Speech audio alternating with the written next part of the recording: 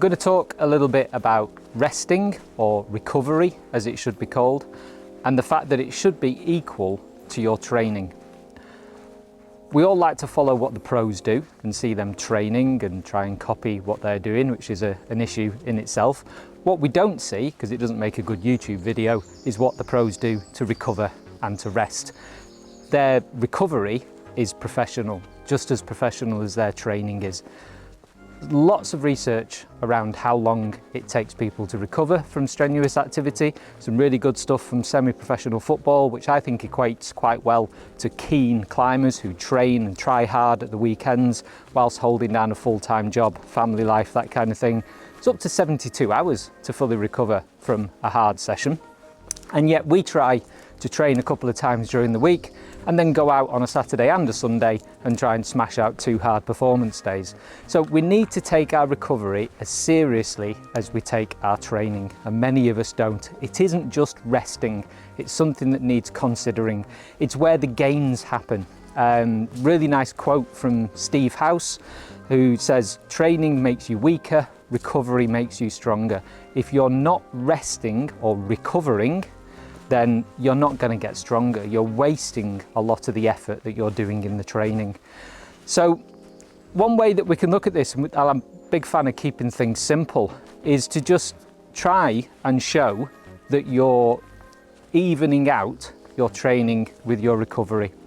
So if you keep any kind of a training diary, and we can keep this super simple, and say 1 hour of hard bouldering is worth 10 points. Don't overthink it about how long you sat down, whether you had a coffee, this, that and the other.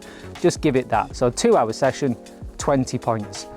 Before your next hard training session then, or performance day, you need to try and make sure you get 20 recovery points in. This can come from things like hitting your protein goals for the day. Let's give that 5 points. Having a stretch, give that a couple of points. Making sure you get enough hydration through the day, let's give that 3 points. These are all little nice things to do. Sleep, super important. What about awarding yourself more points the earlier that you go to bed, or the longer that you sleep for, depending on your sleep patterns? You could give yourself 3 to 5 points for every hour that you go to bed before midnight, something like that. So we want to be showing 20 points of recovery to counterbalance the 20 points from the training.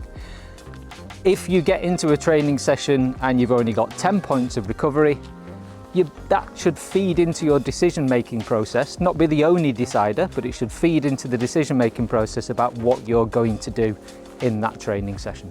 There's been some quality research in climbing as well, going back to 2009 and before, showing that between sessions, systemic exercise, so what I'm doing now, a nice gentle full body activity, is best to help us recover. So you would give that more points. If you get a half-hour nice walk in, then you could give yourself 5 points maybe. If you get an hour's walk in, give yourself 10 points. I would suggest, going for a 4-hour walk doesn't give you 40 points. Be reasonable. We want to spread this recovery across all those variables so that we do hit the nutrition, we do hit the sleep, we do get some systemic work in as well. And things to look out for if you're not recovered. So if you've not hit that number, but it's the first time in a month, that may not be such a great concern. But if you've not been hitting that number for the last 2 weeks, you're starting to lose motivation, you're starting to notice some niggles and tweaks and that kind of thing, then you really need to rebalance and have a look at what it is that you're doing in particular. So these are the basics that all the pro athletes have got down. This is their first priority. This is what they make sure. If they're going to have a training session, they make sure that they have got their recovery planned in as well. It doesn't make it onto YouTube, but it's how they can consistently keep training hard like they are. So if you want consistency in your training, recovery is the key.